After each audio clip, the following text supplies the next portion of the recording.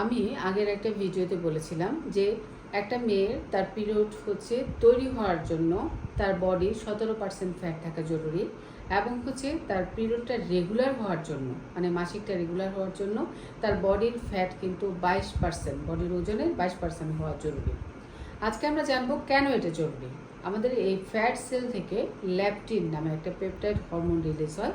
এই leptin hormone কি করে, আমাদের হচ্ছে ব্রেন থেকে যে সিগন্যালটা আসে হাইপোথ্যালামো পিটুইটারি ওভারিয়ান অ্যাক্সিস, মানে হচ্ছে আমরা যদি সহজ বাংলা ভাষায় বলি যে ব্রেন থেকে একটা সিগন্যাল যাবে, আমাদের ডিম্বথলিকে স্টিমুলেট করবে এবং ডিম্বথলি থেকে হরমোন রিলিজ হবে, হয়ে জরার মধ্যে হচ্ছে ঝিল্লি তৈরি করবে এবং এই ঝিল্লিটাই প্রতি মাসে মাসে মাসে মাসে মাসিকের মাধ্যমে এটা বের হয়ে থাকে।